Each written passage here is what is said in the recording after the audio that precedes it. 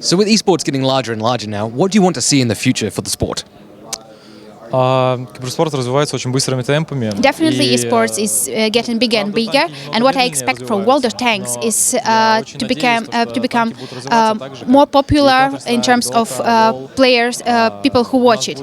I'd really love to see more fans coming to our tournaments. I'd love to see more tournaments happening as in such games as Counter-Strike, Dota, and so on.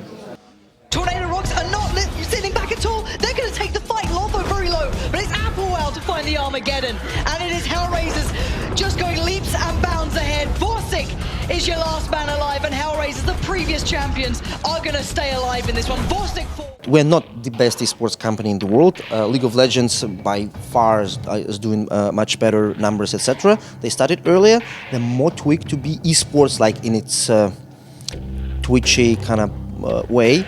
A couple of months ago, I went to Berlin to League of Legends Grand Finals. They rented out Mercedes-Benz, like huge sports arena with, I don't know, a couple of dozens of thousands of people.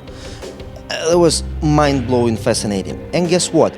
We're so happy to see their success and success of other esports disciplines because this is a whole new media and there's a whole wave which will soon be, like tsunami, overtaking some forms of entertainment and some classical sports. So each company, each game tries to do little tricks, bells and whistles.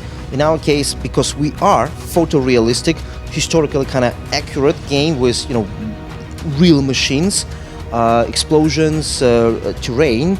So the viewership mode for World of Tanks is really it's like you're watching Steven Spielberg's Saving Private Ryan or Star Wars kind of production values. It takes a lot of hard work to get to that level at which you're playing professionally, but you really just gotta stick at it. I want to compare with other players, with other teams, that I can be better than they. We think that esports is a new way to express the spirit of sports. And what draws you to esports? The money.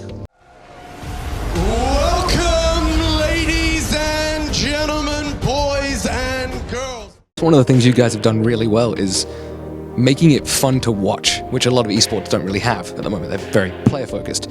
And one of the things you guys are debuting today, actually right now as we're talking, is the World of Warships competitive play. What can we expect from that? So this is like how the things should be done actually when you trying to find out how the game is in the world, like in the competitive world, like we'll get some feedback from the audience, we'll get the feedback from the players, from the audience on site. So altogether it will give us like the opportunity to predict how it will be with the World of Warships in future in terms of esports and competitive play. He stopped himself to try and avoid it. Jingle, massive hit into Jingles. I think he probably said oh dear there, but perhaps not as polite as that. Day 2 saw the stage set for the titans of the game to clash head to head, with the bested teams being eliminated and the winners moving inches closer to the finals and the cup.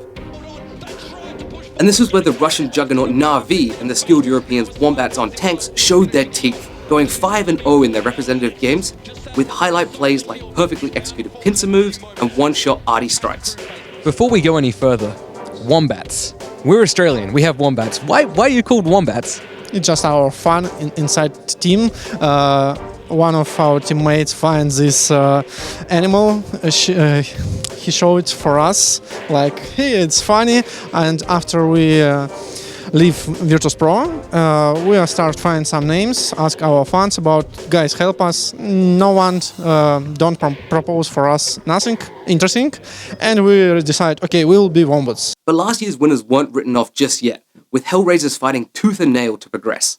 Try and get into more safe position, and Levanta's got some great angles on these two. He could do some serious damage. This could hurt. The shot's going to come out in just a second. I don't know if Hellraisers are ready for it. It's coming in. That's a big hit. Being super serious now, if you could be any tank, which tank would you be and why?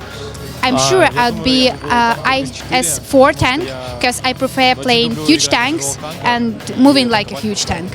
Oh, it's very difficult, very tricky question. German destroyer tank called E-100. The KV-5 because it's the best tank in the game. all medium tanks maybe my favorite. You can be any tank you want.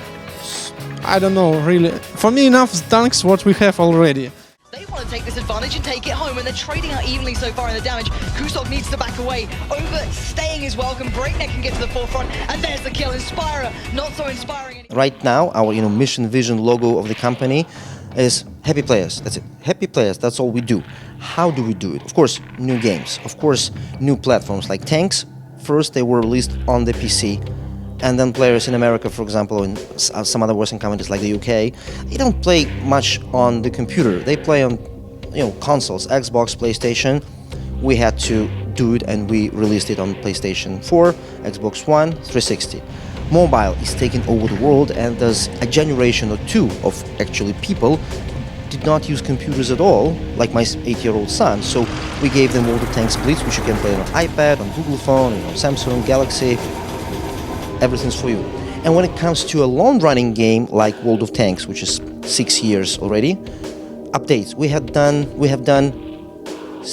than 60 updates, and each update is like a small game. So we if you look at the game 6 years ago and today, those are two different games. And of course, today the game is much better, with much more content, with better physics, better graphics, better effects, better connectivity, etc., etc. Would be more new tanks, new physics, new sounds, everything new. The explosive finale saw a grudge match showdown between the dominating and subsequently hot favorites Na'Vi and the returning champions Hellraisers, with both teams having almost polar opposite runs to the finale. The final matchup was an intense back and forth that culminated in a deadlock and a match point situation. It looked like Hellraisers were set to take it when disaster struck, with ace player Applewell falling prey to the aforementioned new physics engine and literally getting stuck between a rock and a hard place. Applewell, who's stuck on the side of a cliff. And like that, it was over, with Na'Vi taking the championship on the backs of cruel fate. Trophy awaits for Na'Vi. The name means born to win. And now we will present you our 2016 Wargaming.net League World Champions.